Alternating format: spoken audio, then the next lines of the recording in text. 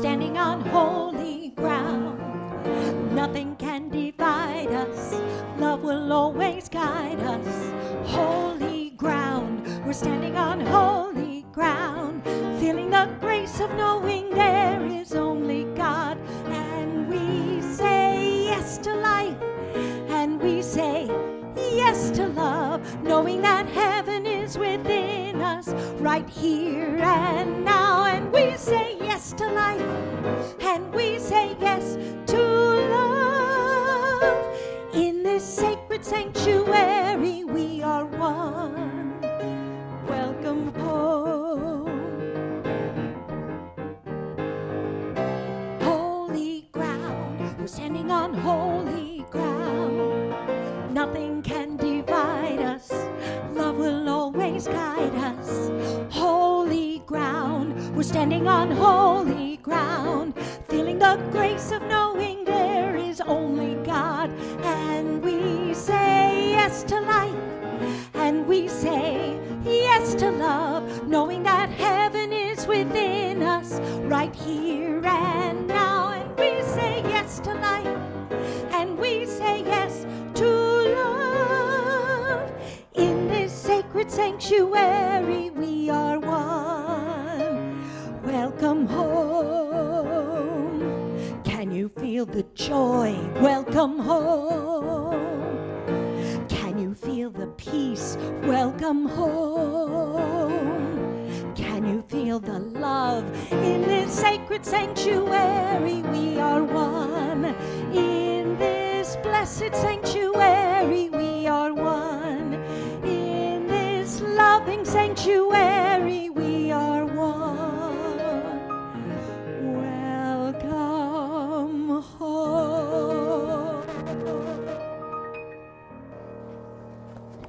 Woohoo! It's great. Thank you, thank you, thank you. Welcome home. We are here today celebrating Sunday. This is what we do on Sundays. And if you're watching later in the week, it's still a celebration, isn't it? I want to start today by wishing Ernest Holmes a belated happy birthday. He turned 134 on January 21st. And so that's sort of a cool thing. And we want to say thank you. I'm so grateful for Anna Holmes, who was his mother, and the fact that she gave birth to this wonderful man and created an atmosphere around him where it was okay for him to question, that he didn't have to listen to the ideas of sin and of going to hell and all of that. She was very, very particular that her son, not here, all of her sons, she had 8 boys. She actually had 9 boys, but one passed in infancy. And so she just did this magnificent thing by creating an atmosphere for a baby, young boy, young man to be free to question everything. And out of that freedom came the science of mind. So I am delighted, not just with Ernest Holmes, but with his mom, because moms make a lot of difference in our lives. And she guarded. By the way, there's stories about the fact that a new preacher would come to town and he'd start doing hell and damnation, and she'd go over and say, if you want us to support your church, you have to straighten that out, because that is not God. God is love. She's pretty demanding. I thought that was cool. I guess that's the only way to raise eight boys. It's sort of an overwhelming idea for me, but I'm sure she had a good time. All right, so we are here saying welcome. This is the Sanctuary for Spiritual Living, and sometimes we take side routes like that, so I hope you're all right with it. We are here, though, based in prayer, because that is the science of mind, the constant prayer of alignment of our thought, our idea with the divine. And because of that, we have our prayer request that you can access at any time on the website. And our website is www.somchurch.org. We are here soul connecting during this time where we cannot come together physically, we are here spiritually one soul, knowing itself in a multitude of ways through each and every one of us. And everyone is part of that one life that's God. So I want to invite you to tune in on Wednesdays and Fridays. Wednesday night you have Reverend Greg Dorse. Friday you have Reverend Carol Bliss, both at 7 o'clock on this Facebook time, our Facebook group. And what a wonderful opportunity to hear two inspiring ministers be uplifted throughout the week. And remember who you are, no matter what might be the circumstances. So that is a great opportunity. I want to thank our production people today. We have Tom on the video. We've got Monica Gump doing the sound today. Yes, thank you, Monica. And we have David Peterson at home typing out information for you. So we have all that good going on. We've got a wonderful opportunity for you to hear great good music with Christy and David Cohen today. They were magnificent, as you've already seen. And David, you don't have a hat. Well, you don't have a hat. Oh my gosh. Well, who knows, some days you just have to deal with hair. It just means it's not a bad hair day, that's all. Not to worry, David. I'm just teasing him. And we have the great good fortune of having Cindy Jaime as our practitioner today. She is based in that spirit, that love, that life that is God. And so I'm very, very grateful that you are here with us today. Marvelous.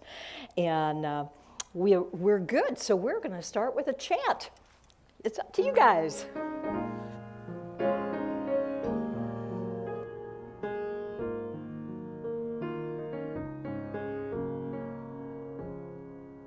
May I be filled with loving kindness. May I be well. May I be peaceful and at ease. And may I be happy. May you be filled with loving kindness. May you be well. May you be peaceful and at ease. And may you be happy. May we be filled with loving kindness. May we be well. May we be peaceful and at ease. And may we be happy. The earth is filled with loving kindness. The earth is well. The earth is peaceful and at ease. The earth is happy. I am filled with loving kindness. I am well. I am peaceful and at ease. And I am happy.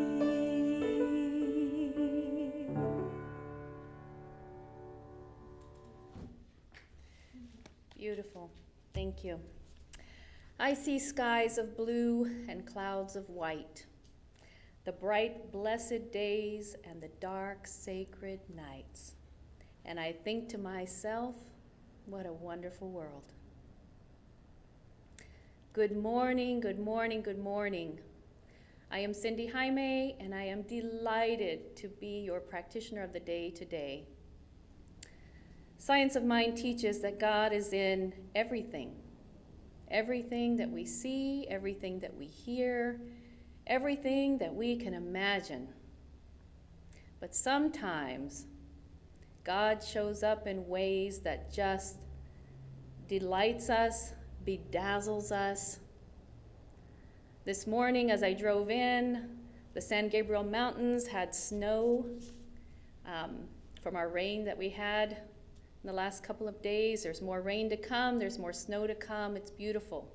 God shows up in the songs that the birds sing and that our own songbird Christy sings.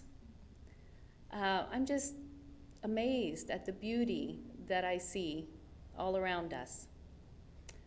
And babies, oh my gosh, I am so grateful for those friends who share pictures of their babies with me because they just shine, they're radiant.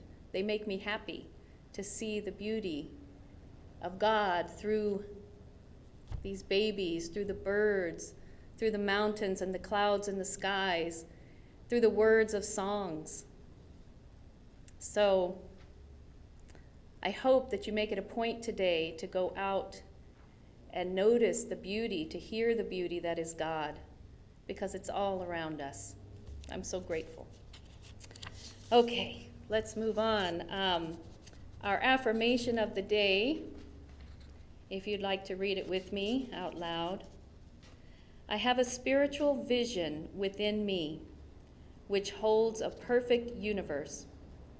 Daily, this vision guides me to success, happiness, prosperity, and physical and mental well-being. My spiritual vision is open. I am awake to the greater possibility. Oh, yes. So just get comfortable wherever you are right now and close your eyes if that's comfortable for you, or take a soft gaze on something that is beautiful. There is so much beauty in this world. And just know with me that God is right here and right now. This creative source of all that is. The infinite intelligence, the divine love, present in everything. Every person, place, and thing. I know that I am one with this loving energy. It is in me and I am in it. And I know that this is true for every person here today, for every person listening to this service. We are all one. Connected by the loving presence that is God.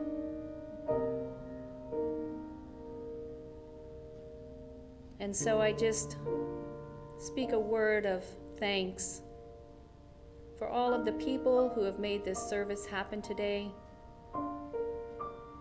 Jim and Terry, our sound department, Christy and David, that bring us the beautiful music. For our board of trustees, who keeps our church close to their hearts. For our ministerial staff, Reverend Greg, Reverend Carol,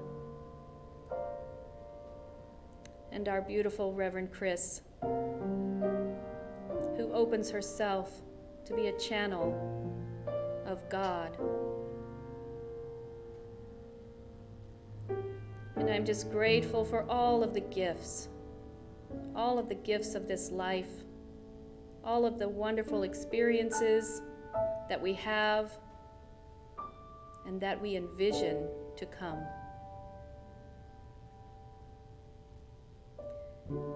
And so with love and gratitude, I simply release my words into that law that takes them and acts upon them right here and right now.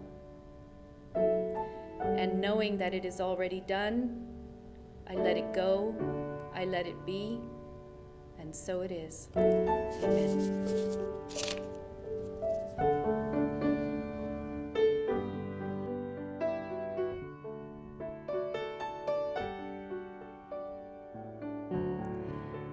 can see clearly now, the rain is gone. I can see all obstacles in my way. Gone are the dark clouds that had me blind. It's gonna be a bright, bright, sunshiny day. I think I can make it now, the pain is gone. All of those bad feelings have disappeared.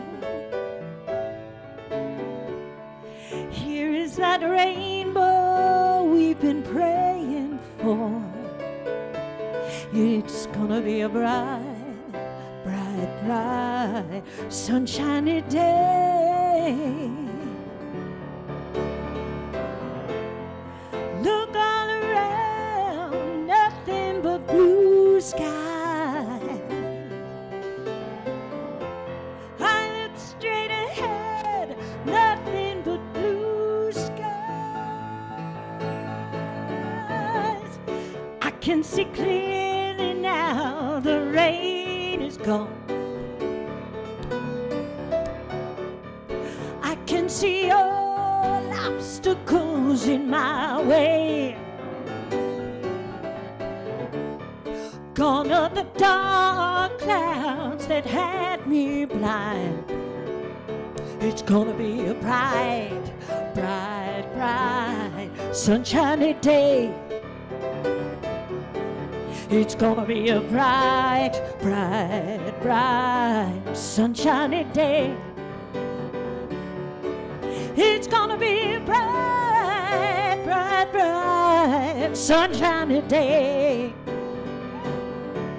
It's gonna be a bright, bright, bright, sunshiny day.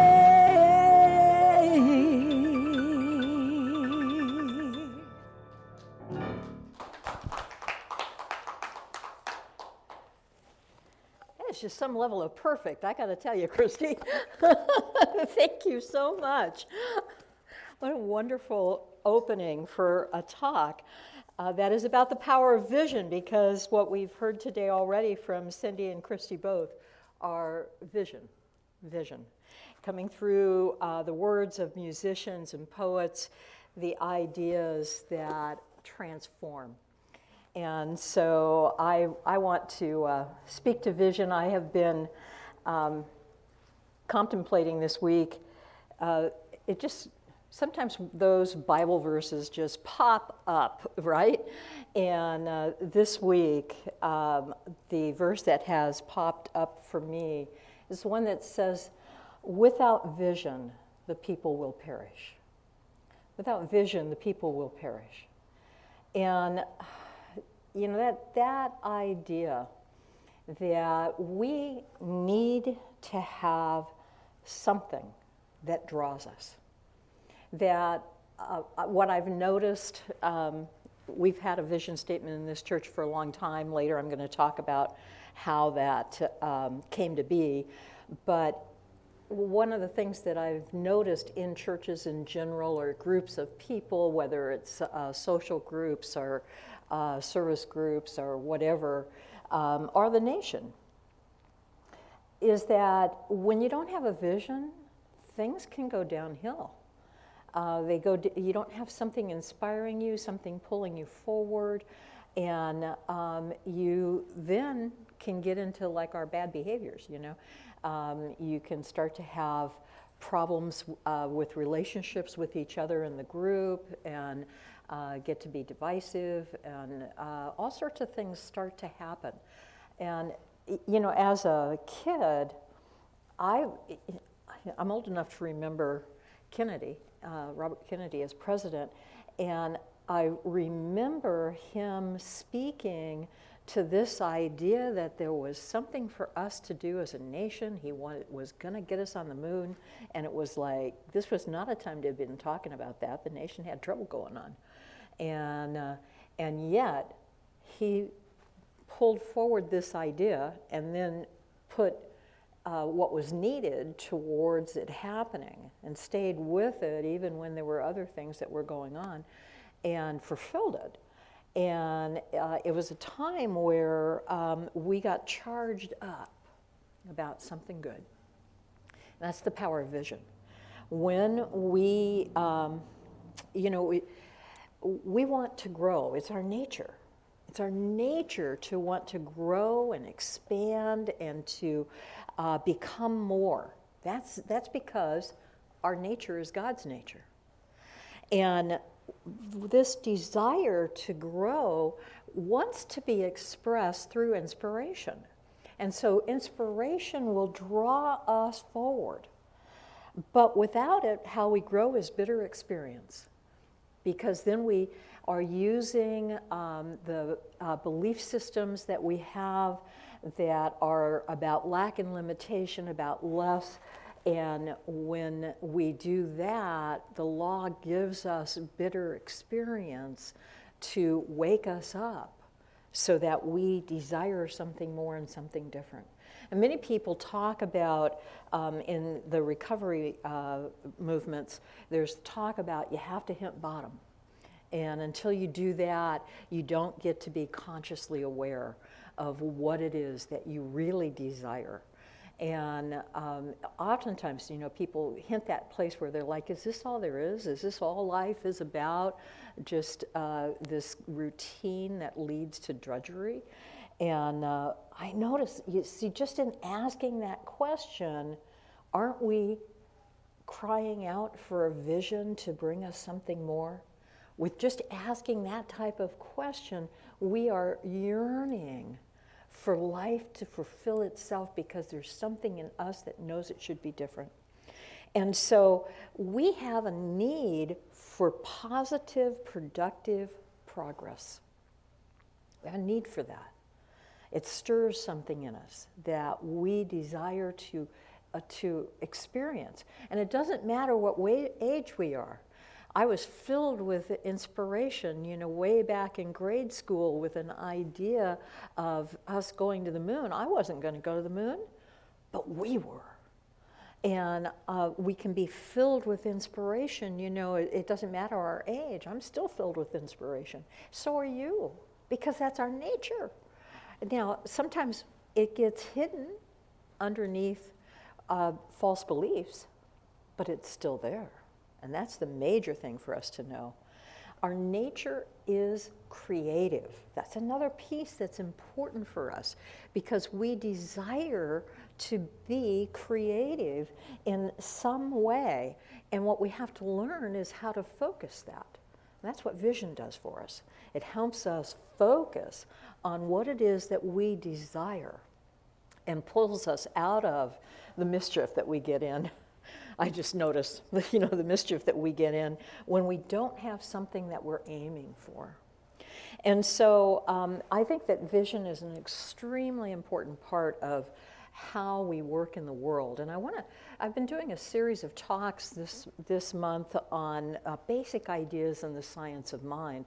And today we're looking at vision and also mental equivalence and the process of visualization and visioning.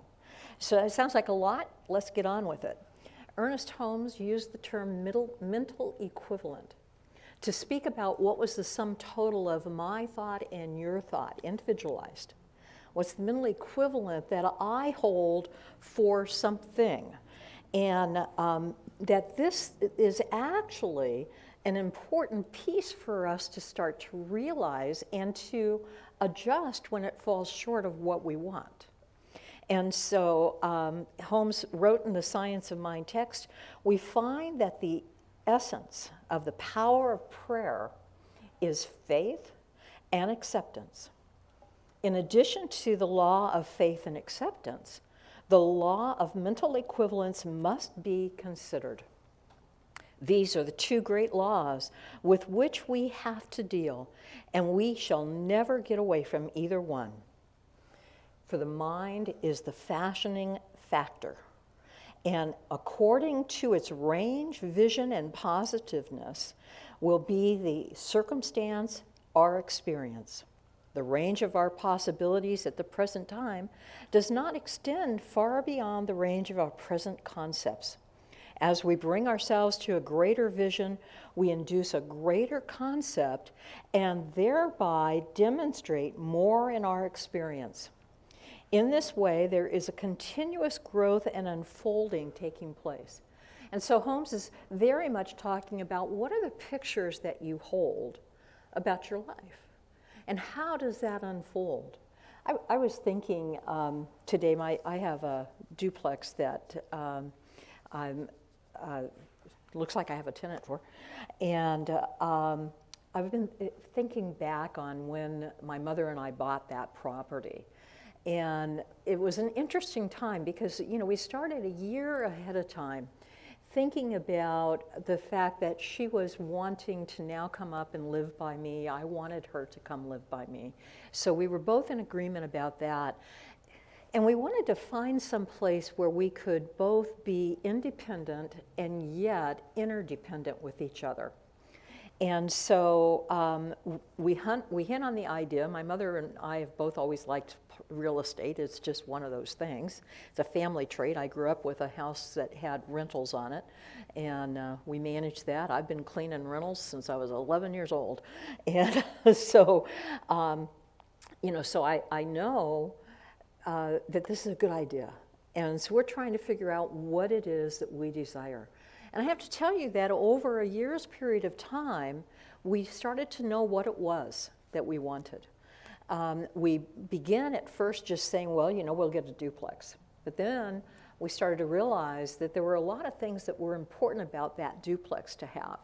We knew that we wanted it to have equal space on both units so that neither one of us was living small. I knew that I wanted my mom to be able to see the world. And so most duplexes are set up with a front and a back unit, and I'm thinking, I'll take the back unit. I want to see the world too, And so I'm thinking that, gosh, it'd be really nice if we could find some place where we both could look out front windows and see the world. I want to have a garage that I can step out of the garage and take my groceries right into the kitchen. And I want to have a fireplace. My mother, she wanted a place she could move right into. She didn't want to have to do any repair or anything like that. She wanted to have a refrigerator that was like the one I had, a side-by-side. And she wanted to have, she wanted this already in the unit. She wanted to have a dryer because she had a washer, but she didn't have a dryer that was working. And so we were naming the things. We knew it had to all be on one level. She didn't want to do stairs anymore. We had all this idea, and as we would look at places, we would refine what is it that we're looking for. And I'm thinking, I want a place that I can create my space. And so it doesn't need to be in perfect condition because I want to go in and paint and put in carpet and all that sort of thing. And we're getting clearer and clearer. The process of the year wasn't about waiting. It was about clarity of vision. And as we begin to understand more and more what we wanted, it began to materialize in the world. At one point, Mom says to me, I just need to move up there, find me an apartment. And we knew we were wanting to be in Glendora. And so after church, I'm walking around the neighborhood and looking, and I see this duplex. It looks from the outside like it's got a whole lot of what we want. It's one straight building, and both units face the street. It's got garages in between the units, so you're not going to be interrupting each other or hearing each other make noise. It's got fireplaces. I can see the chimney. It's got all this stuff, and it's like, God, that looks like the right place. We have a problem here. It's not for sale. Oops. And I'm like, wow, that place though, that's really attractive. And so I go up the street a little ways and I see some apartments and I think, well, you know what, I'll come back. It's Sunday afternoon. There's nobody in the office to talk to about the apartments. I'll come back on Tuesday. And Tuesday morning, I go to my service meeting at dark 30, and I get out of that, and it's like only 8 o'clock in the morning, and I'm driving up the street to find the apartments. And I stop at the stop sign and look over at the unit that looks like it's perfect, and it has a for sale sign on it. I know, is that amazing? David's like going, really? I know, it's like, it's for sale. Now, I didn't make the owner decide to sell it, but this is the law of attraction that goes on. This is how the law works. As you get clear on what it is and you can visualize it more and more completely, then it becomes available to you through the law of attraction. And I have to tell you, they had just put up the sign. And I was the very first, I called David Klein. He was a real estate agent in the area. He was a member of our church. I call him up and I'm like, David, you have to make this call for me. You know, we were the first people. And I was like, I know this is my place. So that's another piece. Claim it when you see it. That's important. But it's like, yeah, and they were offering it for a fair price. I was like, I'm not arguing with that price because I know the prices in this area are climbing every day. And this is a right price and this is the right place. Now, we hadn't seen the inside. So the landlord or the owner was a little surprised because they weren't expecting anything that fast and they wanted some time to get the inside ready so they'd be able to see it. So guess what? When we got inside a week later, my mother's side was perfect. She could move right in. It had a fireplace. It had a side-by-side refrigerator the owner didn't want. It had a dryer, but no washing machine, that the owner did not want. It had a garage, you walk right into the kitchen. It had everything. And my side had been rented out for 10 years to a woman with 2 teenage boys, and it was a mess. And I needed to put in, I had all the space to do the things that I wanted to do to create an environment that looked like me. It was perfect in every way. That's when you know that you're lined up. That's when you know that you have been releasing the beliefs in lack and limitation, because you know an important part of that year experience was at one point we had put, this was funny, we had put in a bid on one place and thought, well, that would do. It wasn't perfect, but it would do. We put in a bid on it. I closed the door on the real estate agent, and my heart sank, and I thought, I'm going to be 50 years old, and I'm going to be living with my mother. That didn't sound like a good idea. Here's the funny part. They couldn't find the owner. He was traveling outside the country. They couldn't find the owner to offer to make the offer to. He never showed up. 6 months later, he never showed up. If it's not yours, it's not, you know. And I needed to release the belief in limitation and lack, the false belief about what I thought it meant to love my mom at 50 years old. And so that's the place. Part of being in the vision is releasing the beliefs in lack and limitation, releasing the beliefs that would hold you back. And Ernest Holmes in The Science of Mind says that we have to analyze ourselves. And he says, saying, do I look at myself from a standpoint of restriction? Notice. Do I see life limited to the eternal round of getting up in the morning, eating, going to work, coming home, going to bed, sleeping, getting up again, and so on? Break the bonds of apparent necessity and see life as one continuous expression of the infinite self. And as this conception gradually dawns upon the inner thought, something will happen in the outer conditions to relieve the greater demands of necessity. Free yourself forever from the thought that God may be pleased by a life of sacrifice, that the world is any better because of your misery, or that the righteousness or that righteousness is more perfectly expressed through poverty, easy for me to say, right? Poverty than abundance. Anything you can dream of is not too great for you to undertake. If it hurts no one. Now here's the test always. If it hurts no one and brings happiness and good into your life. Notice, I didn't go to the owner of that duplex and say, I really think that you need to leave.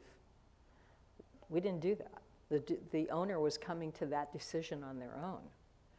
And I was drawn to the property. But it has to be whatever it is that we desire, has to harm no one. If you want to progress at work, you have to create a greater vision of what it is that you want to be, and you need to develop those ideas in yourself, and you have to get rid of the stuff that says to you, well, I'm not good enough to have that executive position, or I'm not wise enough to do this particular thing, or there's some other thing wrong with me. Because you know what? You're the Spirit of God expressing itself here. There's nothing wrong with you. All you have to do is release the beliefs that stand in front of what you have been taught, which is an error to what you are. And so you begin to release those beliefs about lack and limitation, the beliefs that say somehow or another I'm to this or to that, whatever it might be. Because I notice that it's a funny thing about most of the things that we qualify ourselves with. I'm too young or I'm too old. It's the same coin, black and white. And it's not true. So we want to begin to release those beliefs. We release beliefs in being somehow physically frail, to know that we are vibrantly healthy. We release beliefs that say that somehow or another I'm not smart enough, because all of us are brilliant, and it shows up in different ways. I think that's a really important piece, is that it shows up in different ways, and that those ways are important for us to be aware of, so that we can look in and see, gee, you know what, I may not be a writer, but I'm really good at music. Or I may not be a musician, but I'm really good at being able to figure out the stuff in the office that has to happen for things to be produced beautifully. And, it's because each of us have unique gifts, and we're here to express in a unique way. And so we want to use vision to focus that desire for expression and fuller and expansion that we have. Thomas Trord is the one who said that life is about greater expression and, fuller expression and a greater experience of itself. We are here to become something more, always. Doesn't matter what age we are. Doesn't matter what has been going on. It doesn't matter. This time of being in being socially distant, and many people working out of their homes, and some people that are retired not being able to do the social things that have been a big part of life. Well, a big part of being in a place of contemplation, which you're forced into because all those things that you kept yourself entertained with are not around. A big part of that is that it gives you an opportunity to come to a greater vision about what it is that you are here to do. And so we want to be able to begin to do that piece that allows us to release old limitation and to begin to expand our awareness into what is ours to do next. And to recognize that there's nothing that holds us back. God desires expression through us. Emerson said, "You are here because the divine needs an instrument here." So that's what we're on to, and what we're assured of is that there is a natural order of growth. Ernest Holmes makes a point of this in his chapter on mental equivalence in the Science of Mind textbook, and he says that that natural order of growth, if you don't change what you believe that you deserve to earn, that you'll continue to earn the same old amount. And so the piece is to become aware of the fact that there is something greater that desires to be expressed through you. Now, visualization is one thing, and that has a wonderful piece of work for us. But there's a limit to it, and Ernest Holmes addresses this in Living the Science of Mind. He says that that limit is based on my experience. And as we talked about last week, the principle is not limited by its precedent. And so the way that I've used it historically is not the limit to what it can be. It can be other things. It can be more.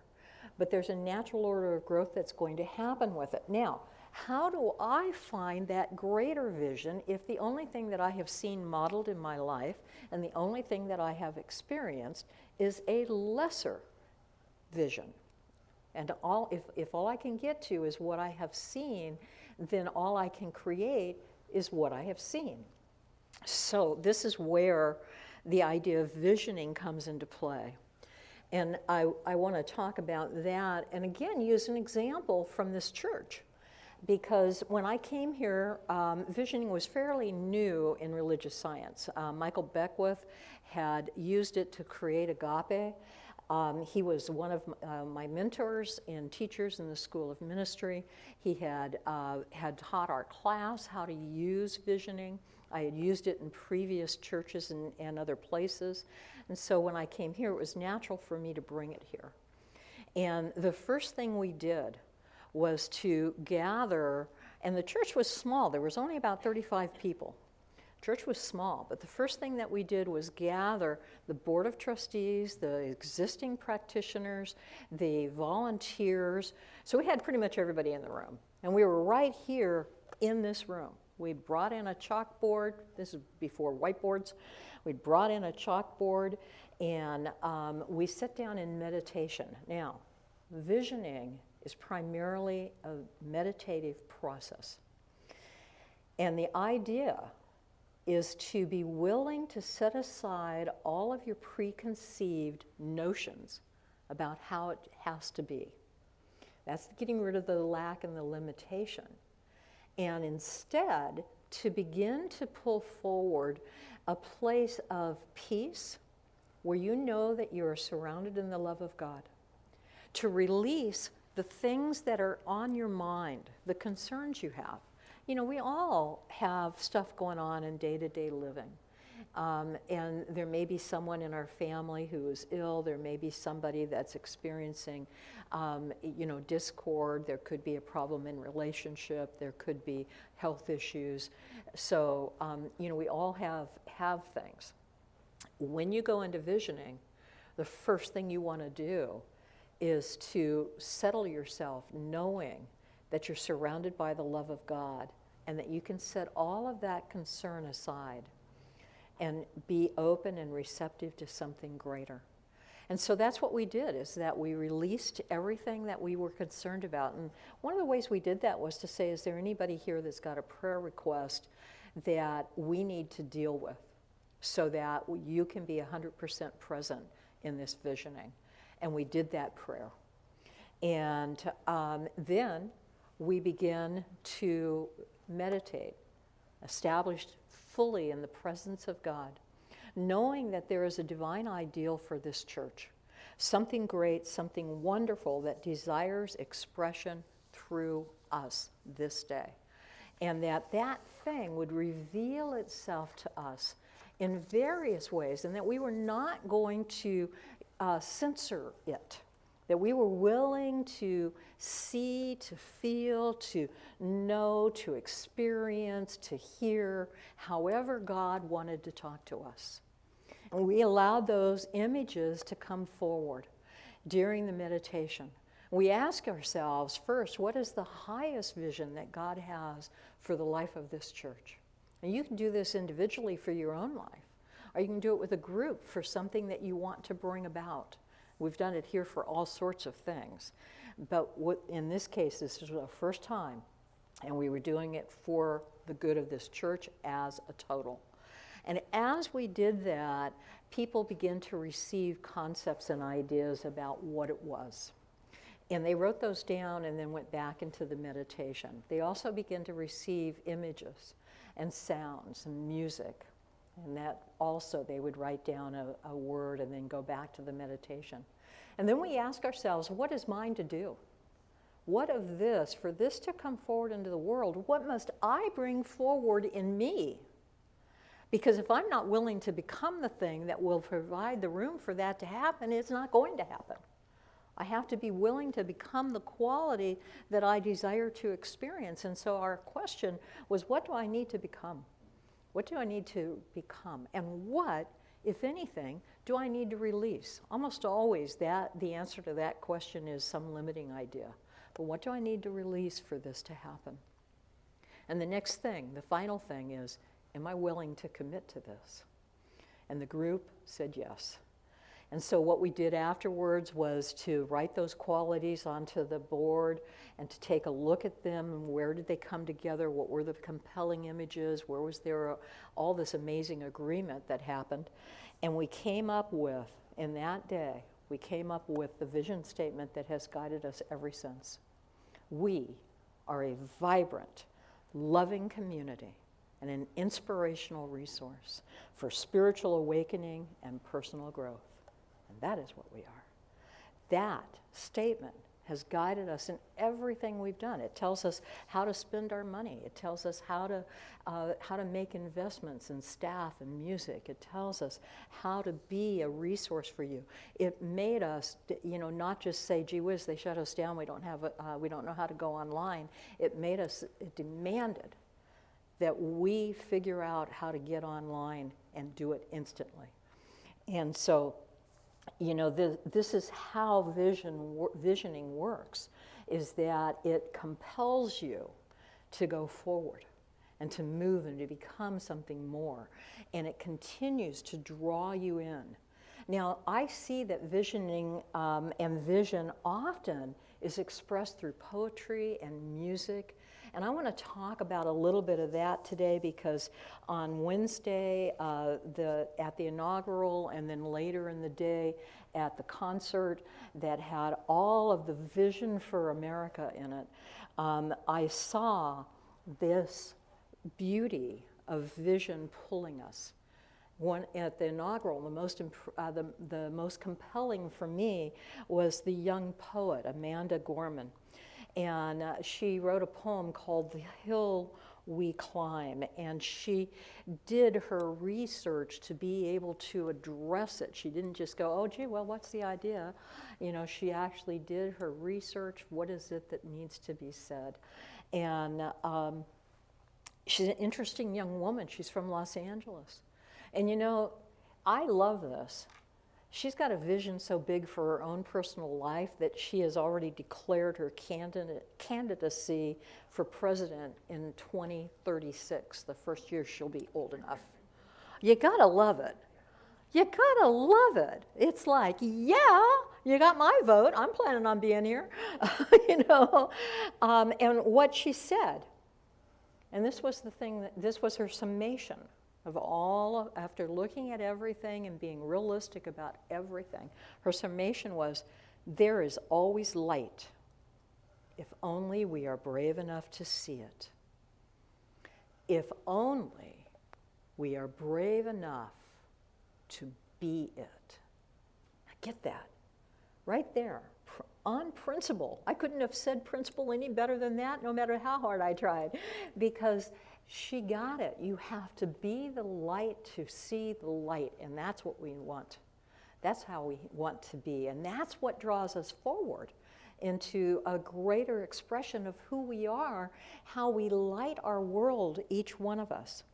And then in the concert, I was really struck by the words of a song, Undivided. Now, I don't listen to a lot of music, I have to say that. I get my main entertainment here at church on Sundays, thank you very much. And, and so I haven't looked and seen a lot of different types of music lately. I used to be a country music fan, but that was back in the 80s. Everybody was a country music fan. It was easy.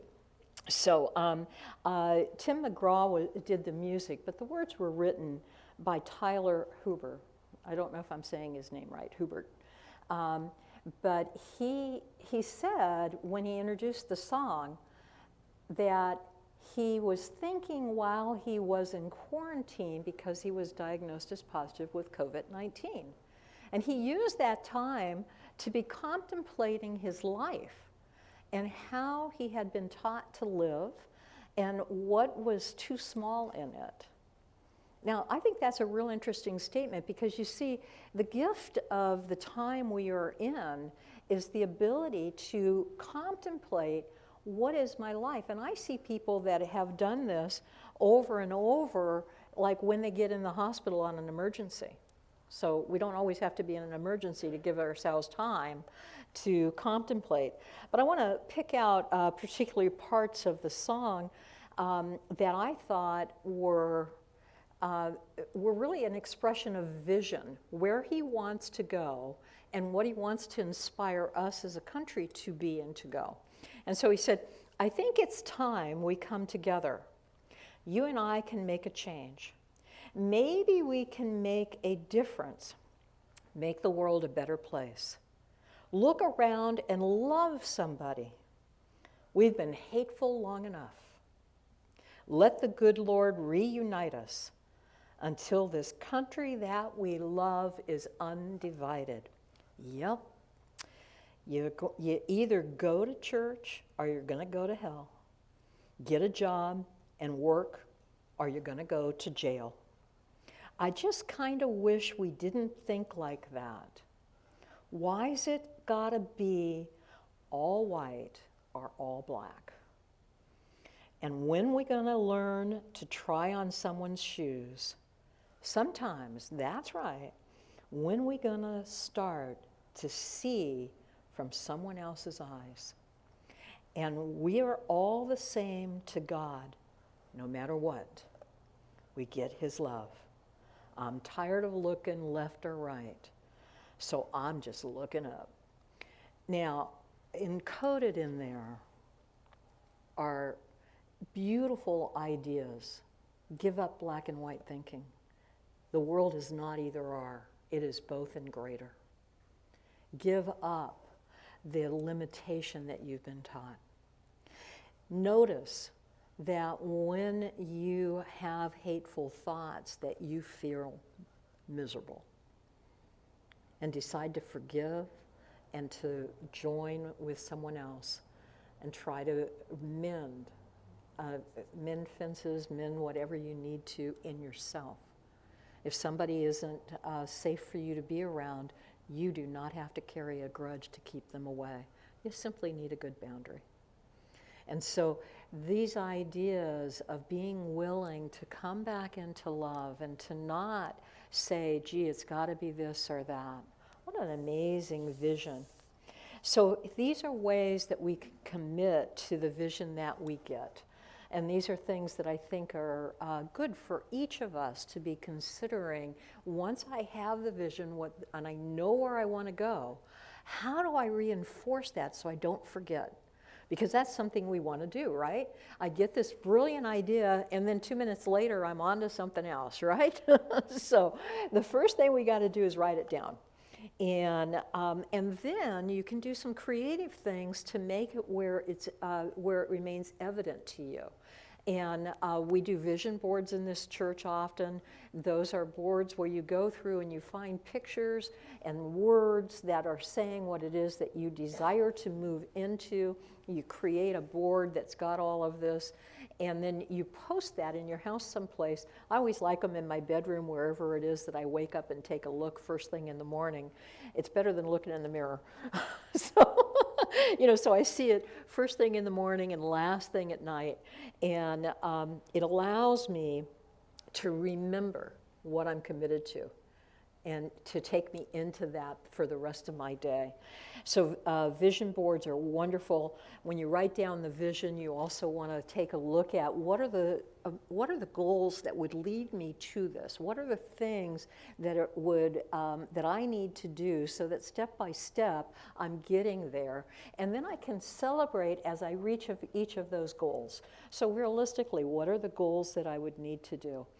And then create symbols, or purchase symbols, or do anything that gives you symbols of what it is that you desire. And so these can be things like statues or pictures or words on the wall of your home or office. You can buy those, just the words, and have those up.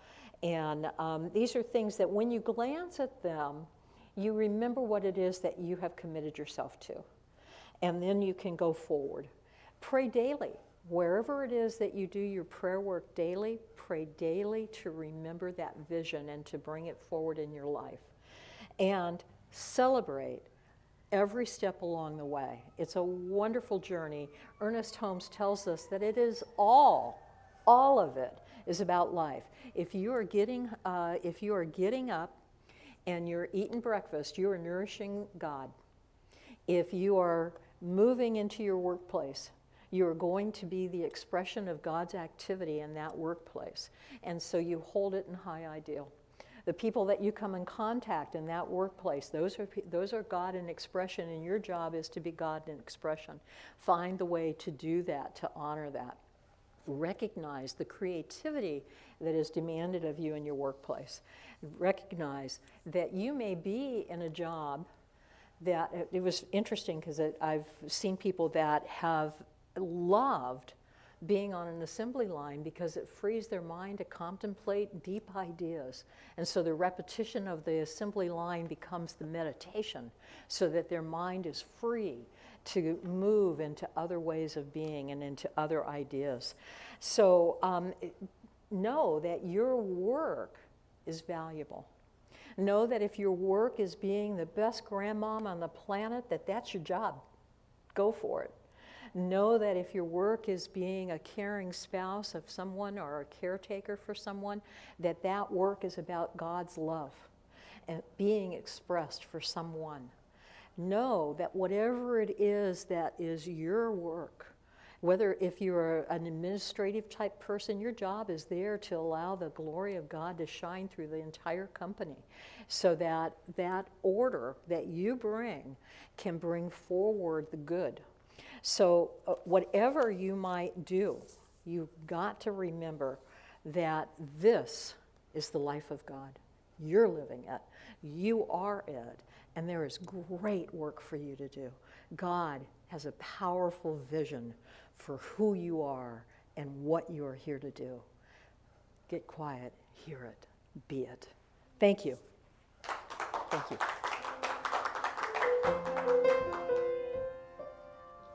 Yeah.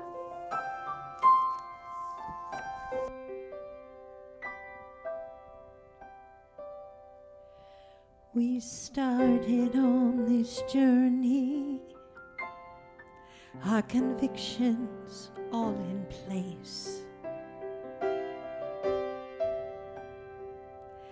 But one by one they tumble, each one a gift from grace. We can change our point of view and gaze upon the beauty that is me, that is you. We see what we want to see and what we wish to be is just the way we dream it. The key to what we would believe is just to know that everything's a miracle when seen through the eyes of love.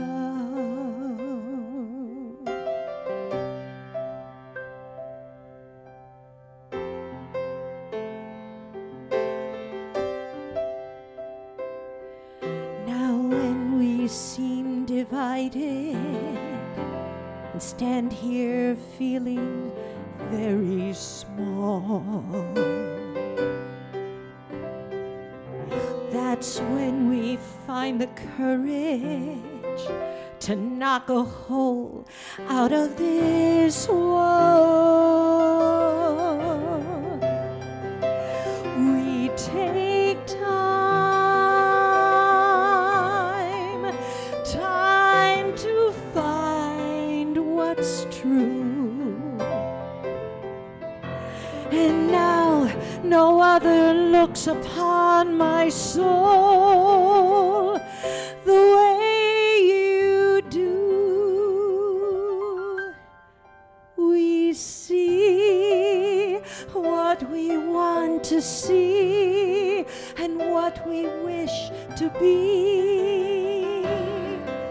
It's just the way we dream it, the key to what we would believe is just to know that everything's a miracle when seen through the eyes of love.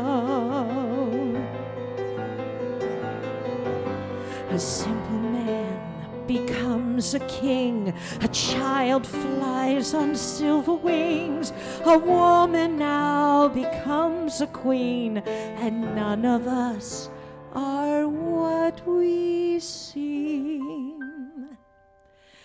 We see what we want to see and what we wish to be.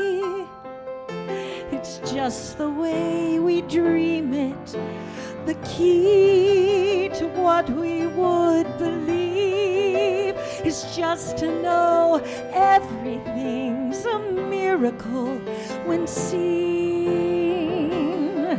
Yes, everything's a miracle when seen through the eyes of love.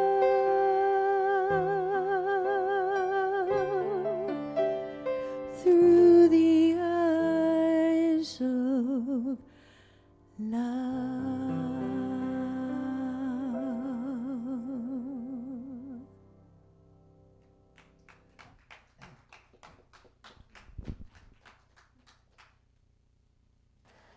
Thank you so much for setting the tone for our healing prayer. I invite you to get comfortable. Perhaps you take a soft gaze on something in your home that you find beautiful, or use our beautiful clouds to take you deeper within.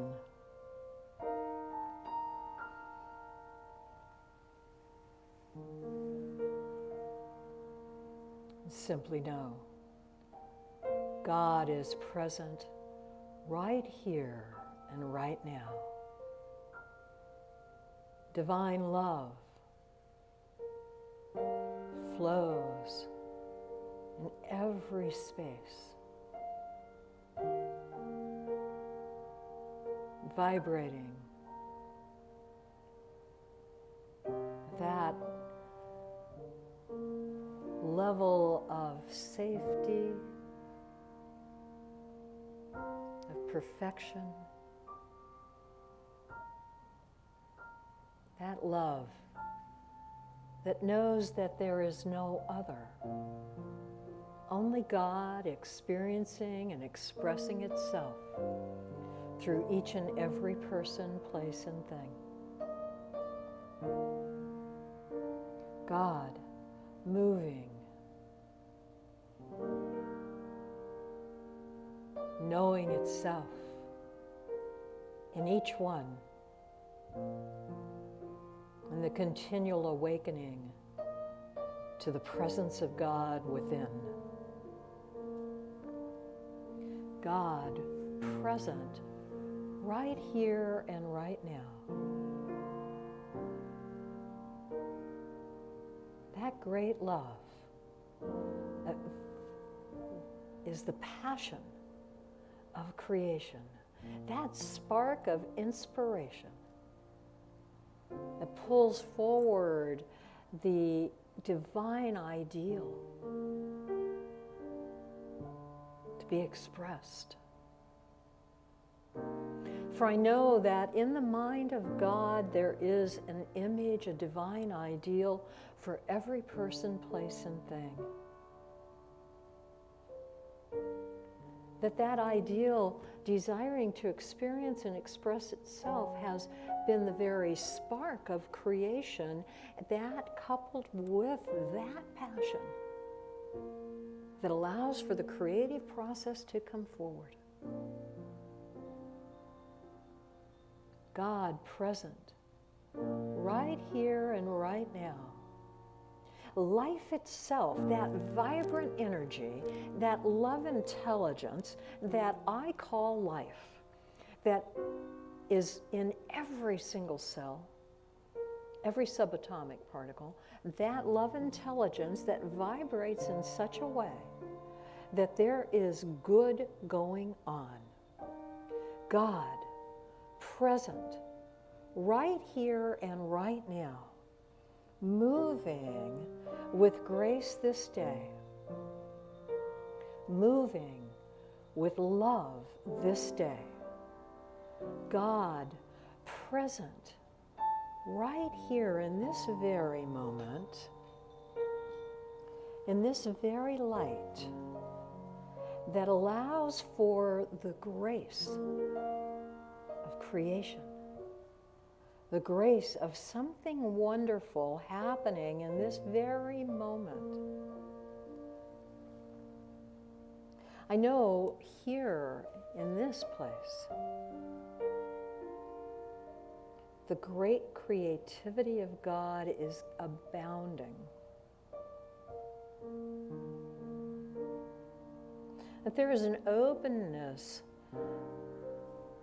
through that connection that we all have with the one mind, for we all live and move and have our being in that one life that knows itself in this place, in this time.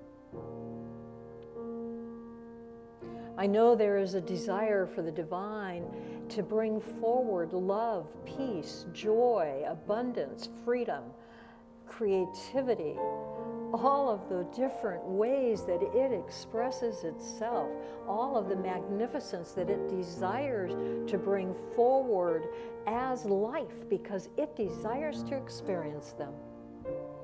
And each one of us have been created as the channel for that thing to come forward. We are the instrument of the divine. And so I know that that perfect activity is moving through us this day. That we are open and receptive to the great vision of God for our lives. And we begin to hear, to see, to feel it, to know it, to become it. Releasing anything that is about lack or limitation, any thought that says, oh no, not me. Because as the divine spoke to Moses in the burning bush, you don't have to worry about what you think your limitation is. For I am with you. And I will send with you all you need to become the thing that you are here to do. And so I know gently and easily that we release those ideas of lack, limitation, that piece that says I'm not enough, or that there's not enough in the world. We release it. To move into that divine activity that is our perfect work, that is our perfect way of being in this world. to claim that physical perfection that is vibrant health in our bodies and our minds, to claim that clarity of being that allows for the thought process to focus and to use itself in magnificence. I know gently and easily God expressing as each one of us is fully providing everything that we need. For God is the source. And we are here to receive and to give, to activate that law of abundance so that we can be in the law of circulation at all times.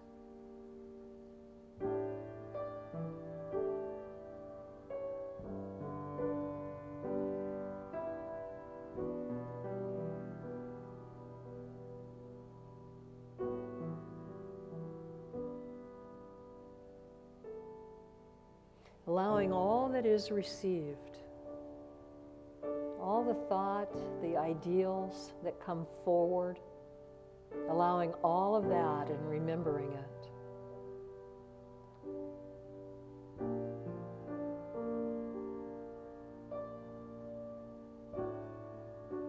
We begin to bless this world. For we are the blessing and we are blessed. We are the weavers, and we are the woven ones. We are the dreamers, and we are the dream.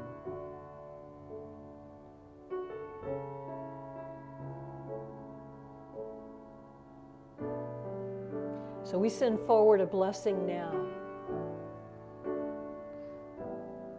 to this beautiful planet that we live on, this amazing blue pearl that spins in space.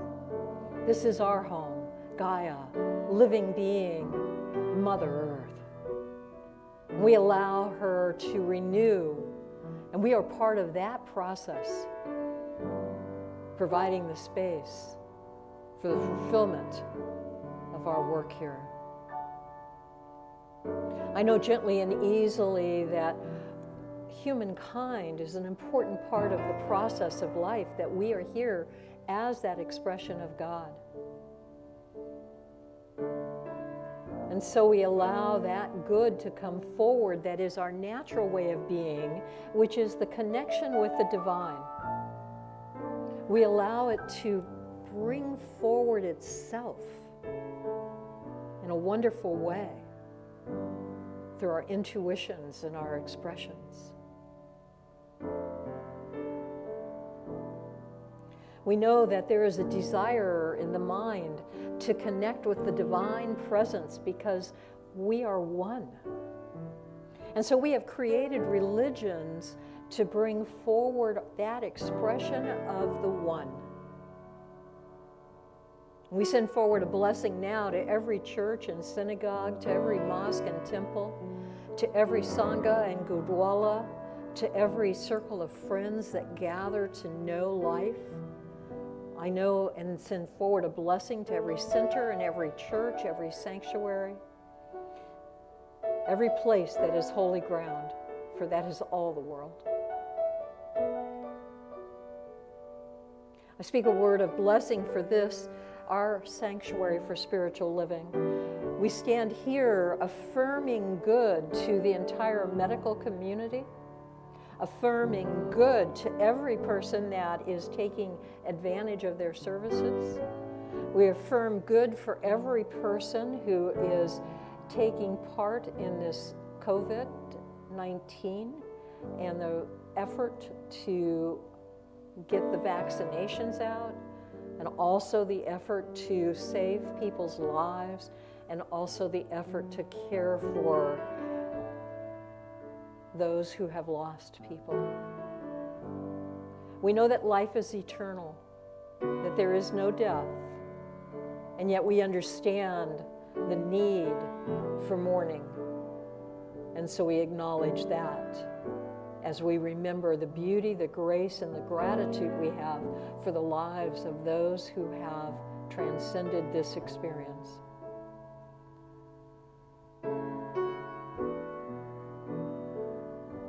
we know there is great work for us to do. And so today we simply ask to be prepared.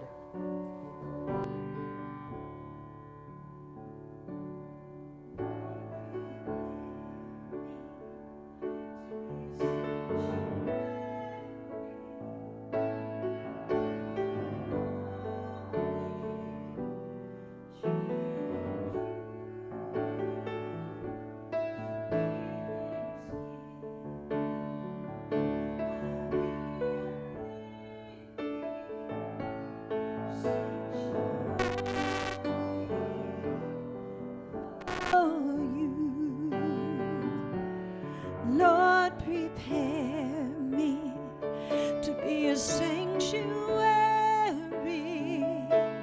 pure and holy, tried and true.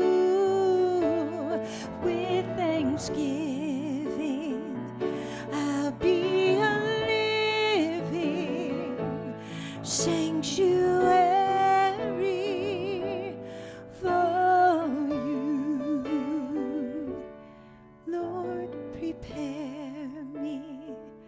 To be a sanctuary, pure and holy, tried and true. With thanksgiving, I'll be a living sanctuary for you.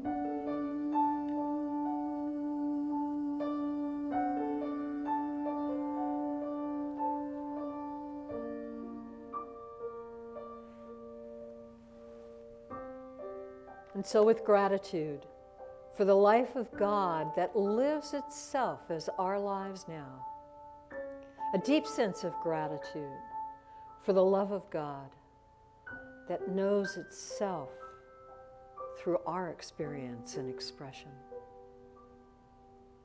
Deep sense of thanksgiving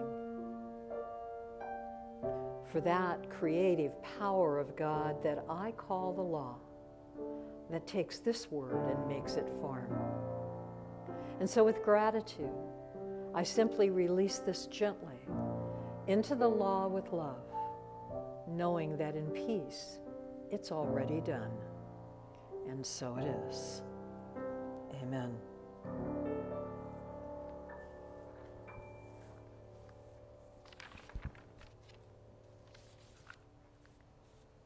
Thank you. It's time now for our offering, and I'm going to do a few gratitude statements here and speak to the blessing that we have with every person that makes this service possible. And then once we take our offering, we're going to end with the peace song. So that'll conclude our service today. And so I first want to say thank you. Thank you so much for the music. David, Christy, how marvelous to have you with us. We're always so blessed. And I had a discussion with David yesterday about the fact that whenever he plays, it helps me speak better. So I'm very grateful. I notice I pray better with him, or with Mary, or with whoever is playing, and Mitch. You know, music seems to be one of those instruments we have been given by the divine to express ourselves more completely, more beautifully. And without it, we are lesser people. So I am very, very grateful to support music in our world. I also want to say thank you, Cindy, Jaime, great job, wonderful, always a blessing to have you here and to have you pray for us and set that tone and to be able to see the vision through your eyes. It's a good thing. I also want to say thank you. We have Monica Gump stepped in at the last minute yesterday. She agreed to come in when we realized that our normal people were not going to be able to be here. Thank you, Monica. You've done sound before, but it's been a while, so how wonderful that you were willing to step up. And thank you to Tom, because he's always making sure we're taken care of. and making everything work around here when it comes to AV. Thank you for David. What would we do without David Peterson at home typing out stuff for us so that we have a way of keeping track of things? How marvelous for us. And also thank you, Jim Montgomery, for being willing to come in and do things here. I know last night the temperature in this room was about 50. I'm not sure that the heat's on, but we're going to try.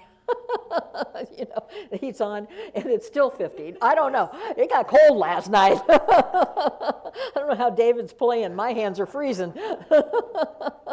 But anyway, thank you very much, Jim, for always being willing to come open up and make the place ready and make hot coffee. And to Terry Thayer, what a wonderful person, administrator. She puts up with me saying, here, I just got done with my notes. It's 10 o'clock. Would you print them on a Sunday? So thank you for all the ways that this church runs well. And I want to also thank each of you, because without you, there would be no reason for us to be here. And I want to thank you for your giving that supports us being able to do this. I want to thank you for being willing to share your resources with others in the church when you've had an abundance and are blessed with that, so that we can reach out to people that are having a harder time and allow them to also experience that abundance in this time of interesting times. May you be born in interesting times. Here we are living in them. Okay, never breathe at the same time that you swallow.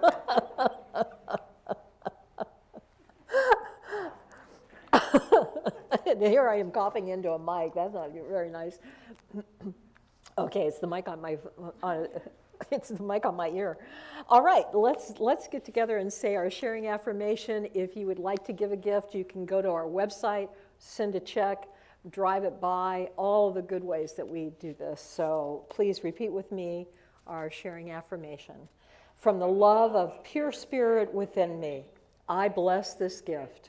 I send it forth to heal and bless and prosper.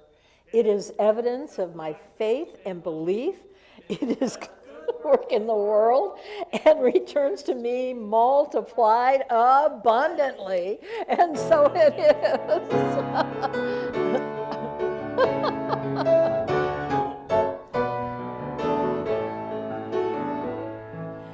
Let there be peace on earth, and let it begin with me. Let there be peace on earth, a peace that was meant to be. With God as our power, loved ones all are we.